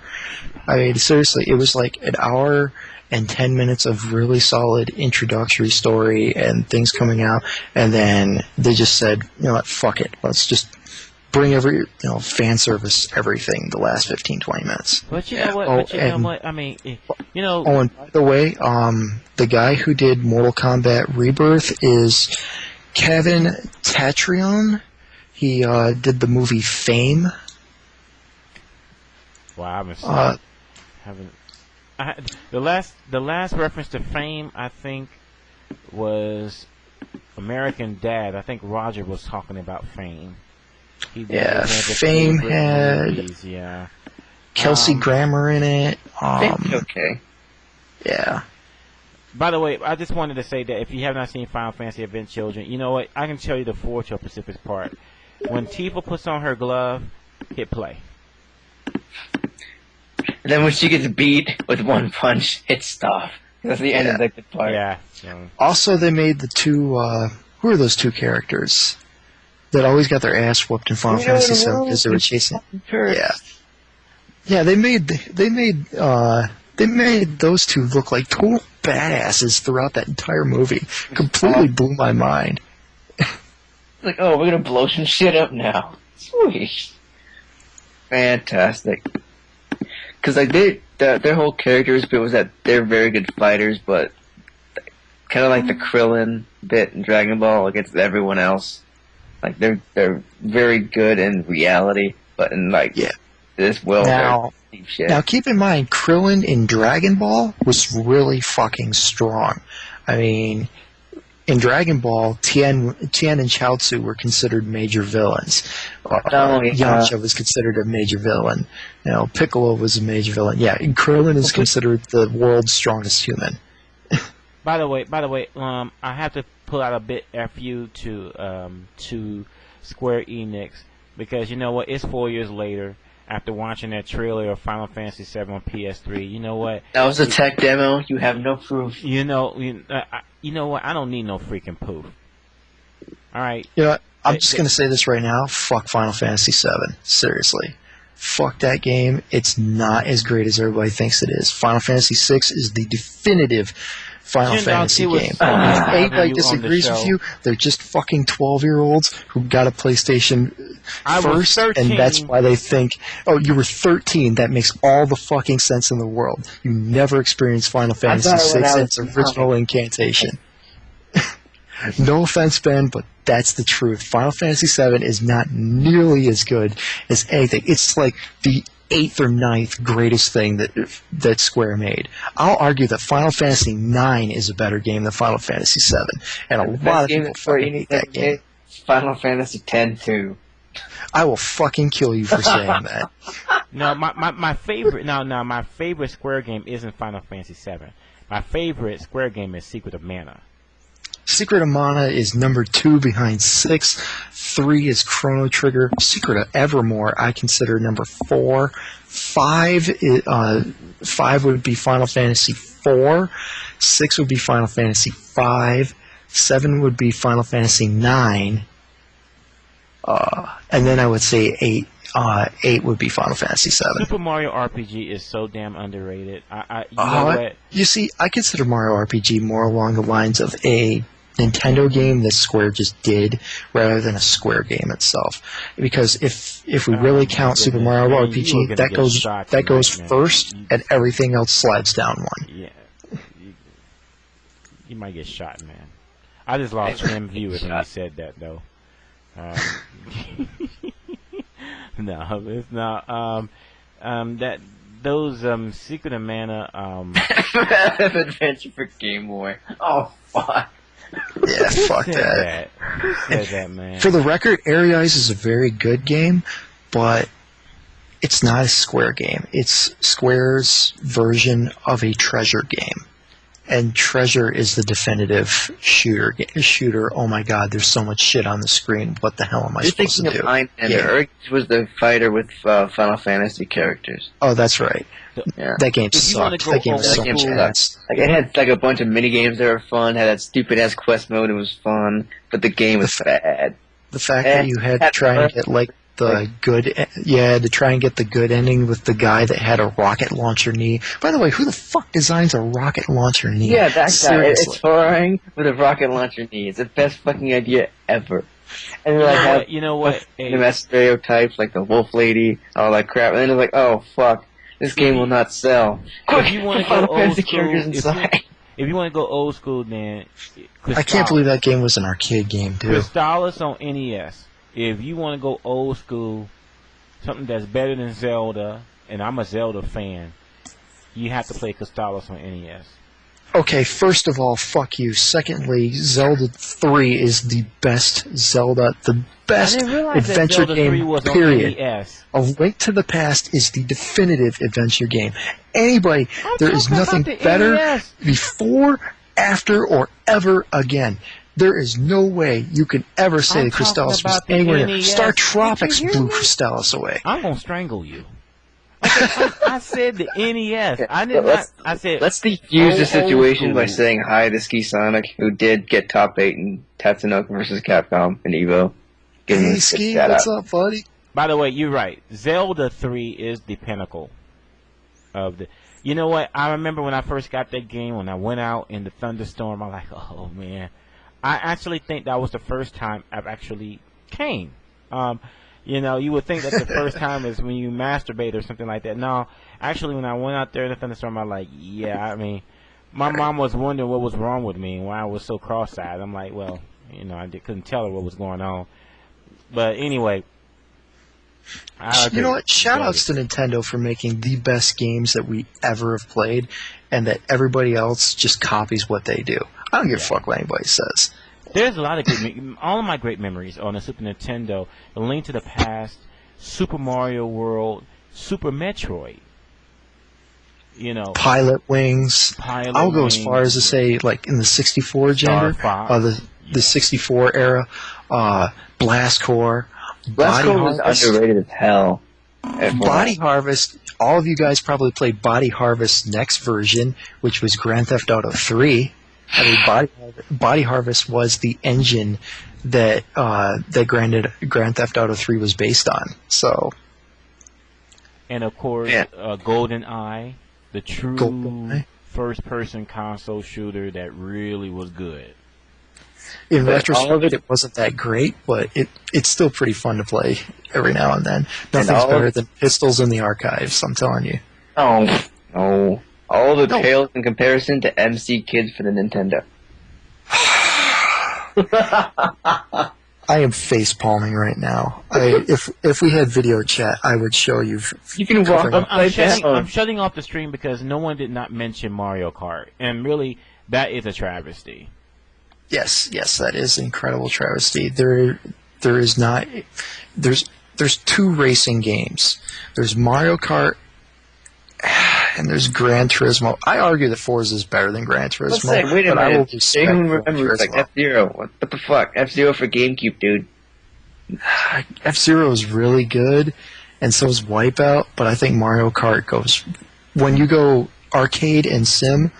Mario Kart goes above F-Zero. I don't know, especially Wipeout HD. I don't know. I played Wipeout HD. I'm not impressed. Mario Kart on 64 was so good that if someone but you hate MC Kids. I mean, like, how can I give your opinion any credence when you hate that award-winning game? Jay-Hoon, I'm sorry, man. No, Mario Kart was so good. If someone had to pay me to kill a bunch of old folks in their home, and I had to keep them distracted long enough to do headshots on each one of them, I would put Mario Kart 64 in there for 4 joysticks, and I have that, and they will never see it coming. They just won't ever see it coming. So, I mean, Mario Kart, you don't understand. Ooh, Snowboard Kids. I forgot about that. That was a fun fucking game. I actually cried losing because I had a money match with my brother, and a motherfucker got a spike shell on me, man. I don't even remember the stage, man. I was on that freaking Bowser stage, man. We get to jump those Bowser's Castle. Yeah, that's another thing. 1080 snowboarding. We got to bring that up too. Arguably the best extreme sports game ever made. Fuck Tony Hawk. Amp 2, dude. It's not even the best snowboarding game. No. Amp 2 for Xbox. Fan-fucking-tastic. 1080 was so good. I'm not doubting that, but it's a toss-up. They're both 1080, you pressed L or R, or you spun the control stick. I mean, seriously, how fucking hard was that?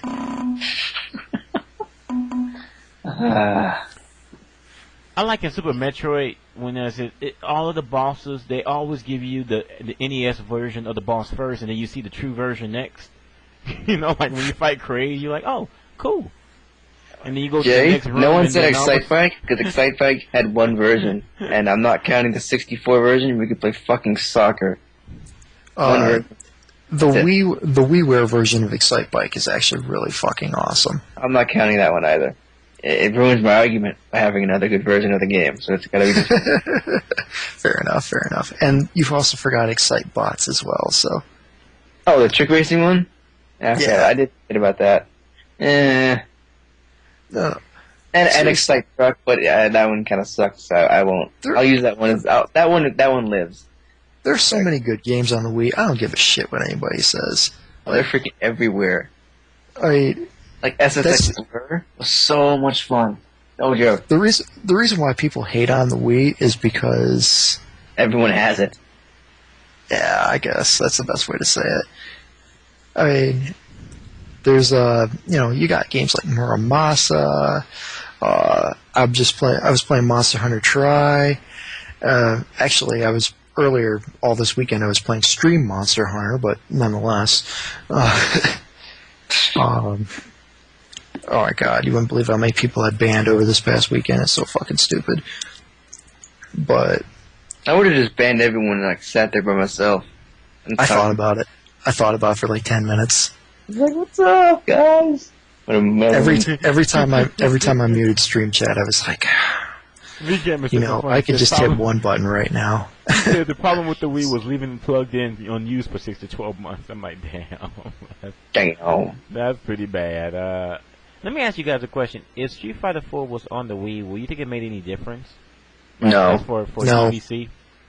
You know what? If Street Fighter 4 was on the Wii alone, everybody would say Street Fighter 4 was the worst game ever created. Because it would have been bad. It would have been a weird-ass port. Also...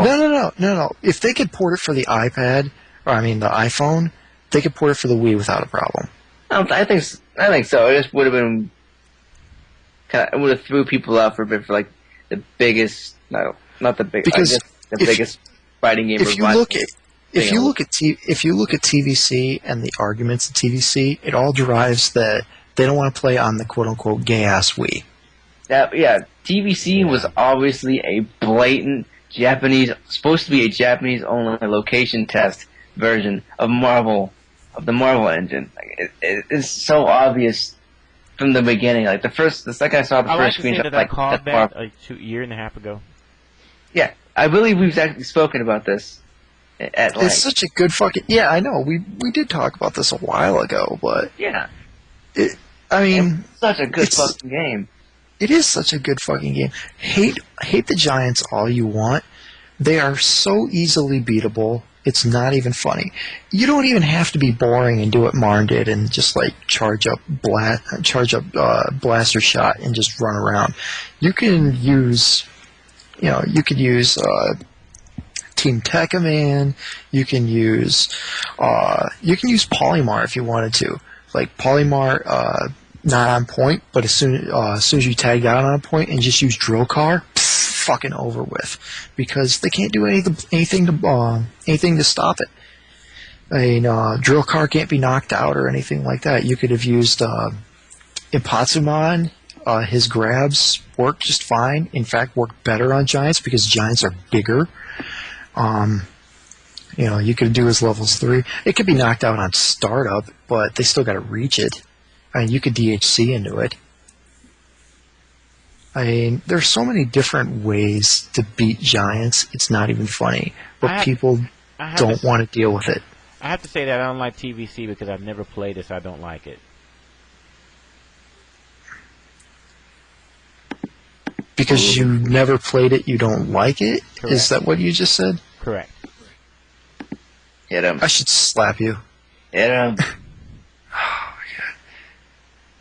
You know what? I'm not gonna even waste my time. I mean, that's like 4 months of Marvel 3 forums right there, and I just no. just roll into one ignorant person. That's 4 months of Marvel 3 forums right there. And you know what the sad thing is? It's not just scrubs that are saying shit like that, ignorant shit like that. It's pretty decent players. Guys like Mix Up got on me, man. I told him, like, man, are you excited about, man? That was the wrong thing to say to him, dude. Man. Mix Up put me on blast out of nowhere. Like, he didn't post or anything, and I said something about. God, I said something about it was over bans or something like that. I said something was on should be banned for whatever, and he just out of nowhere goes, "You should be banned from this forum." I'm like, who the fuck are you to say that? I mean, like, he had like no conversation whatsoever, and then I fracted him for it because I was just like, "What are you putting me on blast for? I didn't do anything." I had fracted him for it, and he was just like, "You're terrible fucking mod. You are the worst fucking person here. I'm going to talk to somebody, get you banned." I'm like, time the fuck out. Because he's got the power to do that. Yeah, you're a Marvel sympathizer. That's why. I'm just going to say this. Like, I have done I've moderated all sorts of shit in the past with many, many different games, outside, inside SRK and whatnot. I have never had people stalk my Facebook or YouTube accounts and talk shit to me when they get banned. I have never had people threaten to beat the shit out of me or stick me with a knife at EVO because they got banned. I have had legitimate threats against my life over getting banned in the Marvel 3 forums. I wish I could make this shit up. I really do. Don't ban me, you fuck. But you know what? Though, my problem is, I read Mike Z's documentary on Marvel 3, and really, I'll say this once. I'm not a Marvel expert, but I know one thing that doesn't make sense. How are you going to compare a game that's in beta versus a game that went through 6 iterations to get where it was? You know what I'm saying? Because, I'm not, they refined it. They changed things as they went through the Versus series, refining, adding a little bit things, taking things out and whatnot. Just like with Street Fighter 3, no one talks about New Generation because it was trash. Yeah, it took a few versions for them to get it. You would think that when Marvel 3 was announced, that the Marvel 2 people would be the happiest people on earth. But the ones that have been complaining, why not take that, put it in a constructive format, and say, hey, listen, thank you for making Marvel 3. here's what I think you can do to make the game a little bit better. Instead of going on a tirade. And you know what? I think the people who have been more constructive, like Mike Z, to a point, Spider Dan, occasionally he'll say something incredibly ignorant and make me roll my eyes, but for the most part, he makes very intelligent, concise arguments for what's wrong with Marvel 3. And I think that the difference between the E3 build and the EVO build directly reflect upon those legitimate constructive arguments. Well, there, and I'm glad. I just wish that people would give it a chance. I mean, after all, this is a beta. I mean, come on now. I mean, I would just ignore everyone's opinion because they really don't know shit. I agree. With the exception of a very select few. And those people usually don't post on SRK. So, but the people that are complaining about the game, they're going to be the first people that play it, though. That's what's going to be fun. Of course, exactly. They'll be the first people to play, like, oh my god, this is great, and then stop playing for a while, and they keep playing again. Actually, Mike Z did not overly complain about the game. He's just like, this game is cool, but here's what's wrong with it, and this is what needs to be fixed. It's guys like Shotzilla.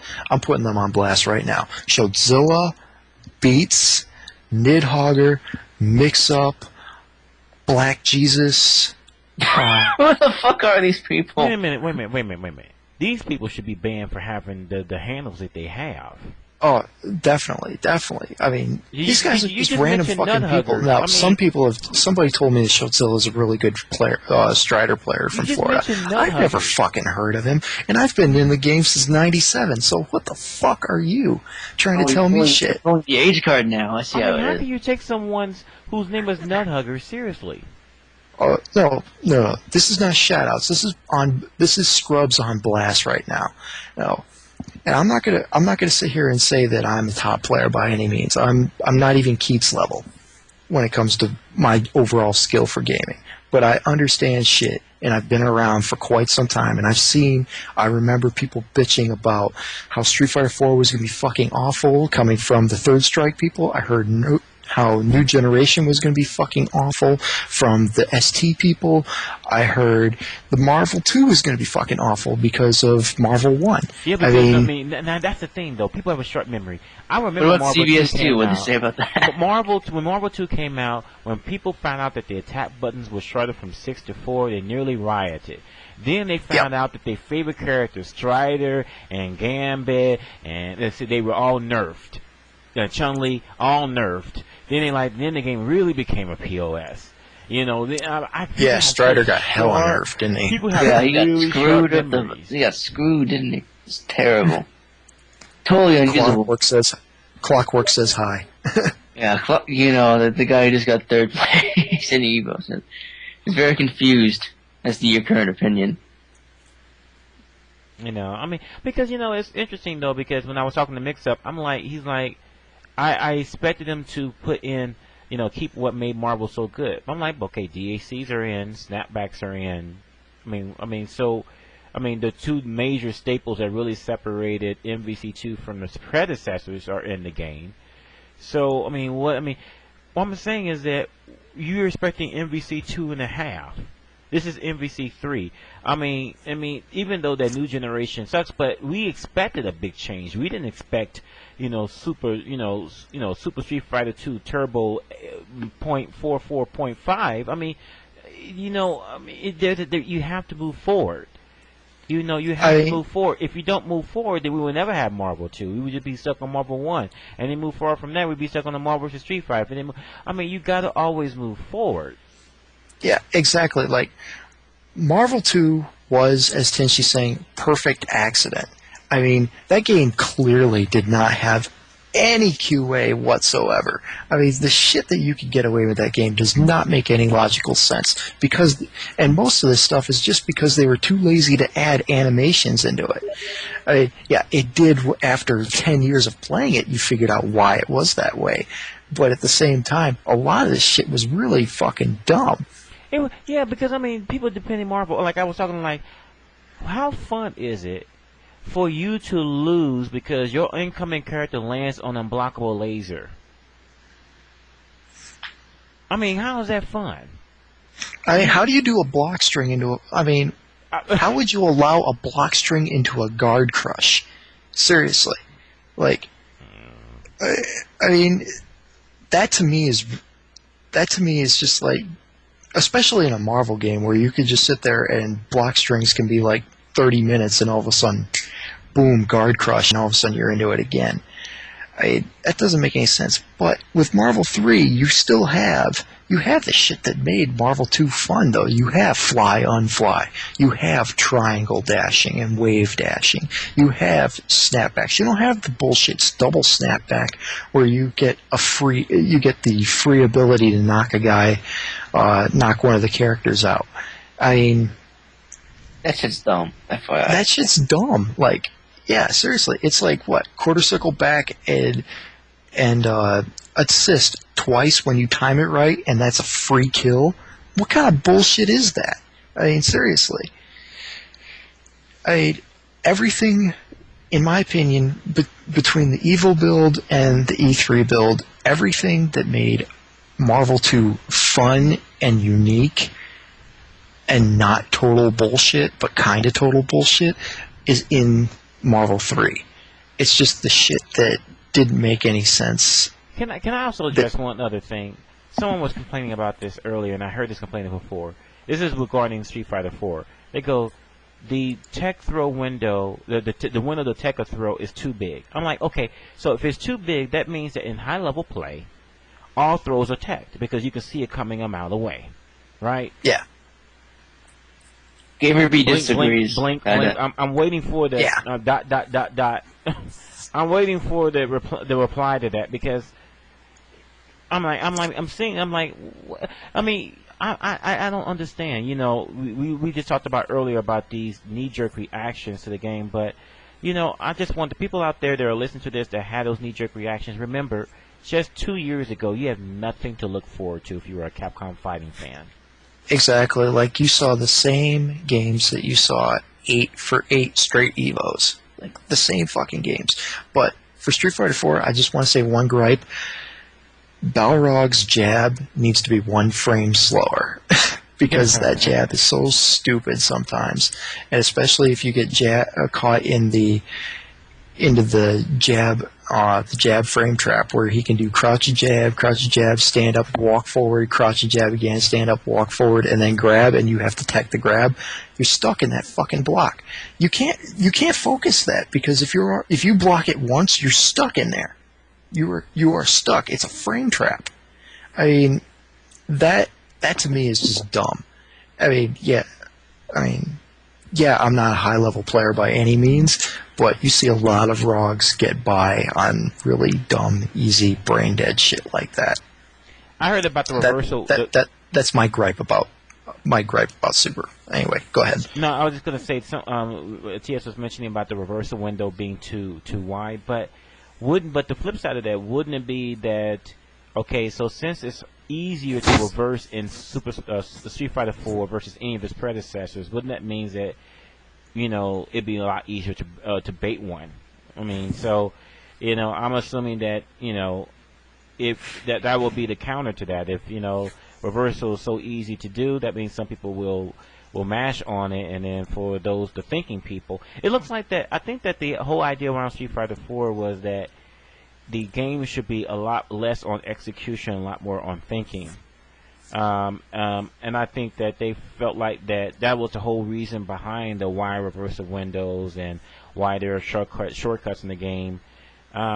You know, I mean, I think that they're trying to really make the game a little bit more user friendly, but they still believe that, you know, of course, the thinking fighter will still win at the end.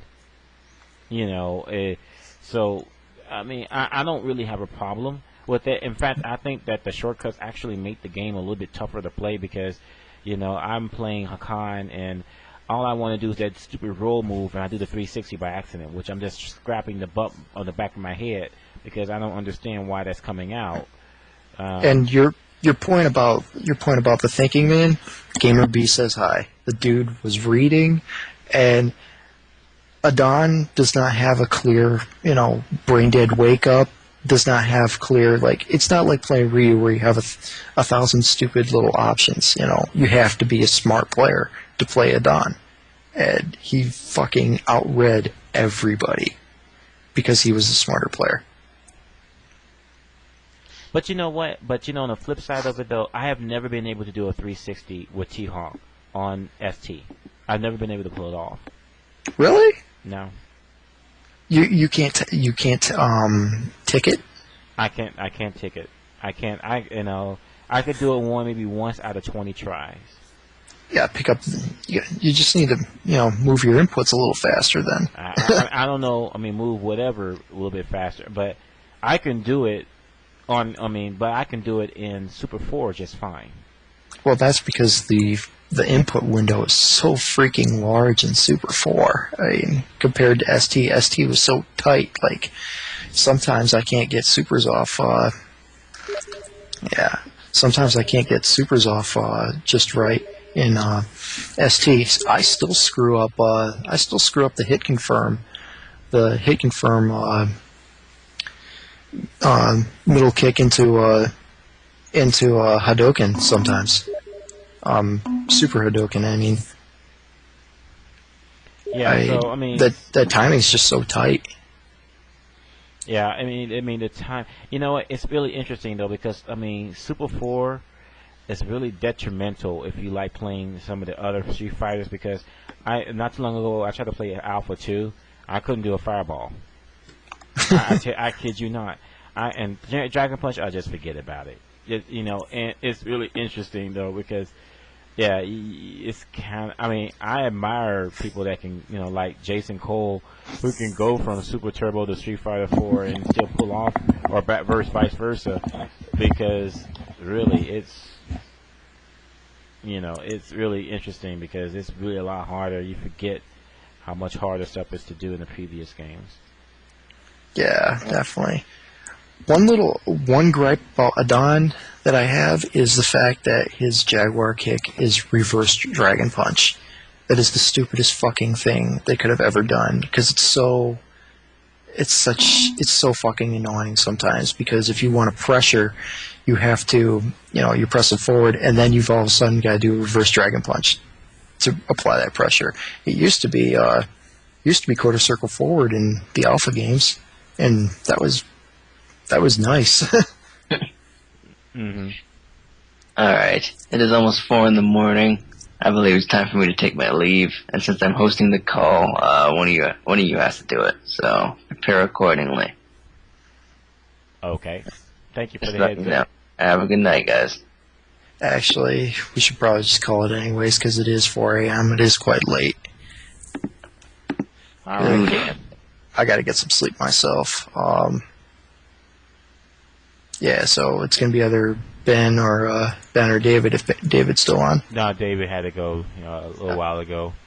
So, I'll probably be doing another show tomorrow night to continue the EVO coverage and maybe talk a little bit more about EVO Japan because that's going to be.